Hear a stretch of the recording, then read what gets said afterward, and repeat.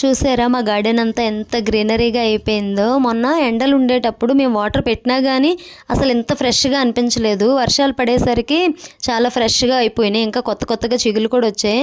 ఈ మొక్క అయితే చూడండి, అసలు 3 years అయింది పెట్టి, అంతే ఉంది భూమిలోకి. ఈ వర్షాలకి చిగుళ్ళు వచ్చినాయి అనమాట. అరటి చెట్లు అయితే ఇది ఒక రకం. మొన్న గెలొచ్చిందని చెప్పి ఒకటి కొట్టేసామన్నమాట. ఈ జామ చెట్టు మరీ విచిత్రం. చిన్న కొమ్మ పెట్టాం, అసలు కొమ్మ బ్రతుకుతుందా లేదా అని అనుకున్నాం, కానీ 2 years అయింది అనుకుంటా పెట్టి. 1.5 year బాగా వచ్చింది. ఈ సబ్జా అయితే మొత్తం అన్నీ తీసేసాం, ఒక్క మొక్కే ఉంది. ఈ శంకుపూలు అయితే అసలు పూజ చేయట్లేదు కదా అని చెప్పి కొయ్యట్లేదు, అలానే వదిలేస్తున్నాం. మామిడి చెట్లు ఇవైతే తుమ్మి పూలు, అవి కూడా పూజకి వాడతారంట, నాకు తెలీదు. ఇక్కడికి వచ్చినాకే చూశాను. అసలు ఈ గార్డెన్కి మేము ఎందుకు వచ్చామంటే నేతి బీరకాయలు పెడదాము విత్తనాలని చెప్పి వచ్చాం. అంటే వర్షం పడుతుంది కదా, ఇప్పుడు పెడితే బాగా వస్తాయని చెప్పి. ఎప్పటికి వస్తాయో చూడాలి. మాకైతే కార్తీక మాసం కల్లా వస్తే సరిపోతుంది. అందుకని నేతి బీరకాయలు కాకరకాయలు అయితే పెట్టామన్నమాట.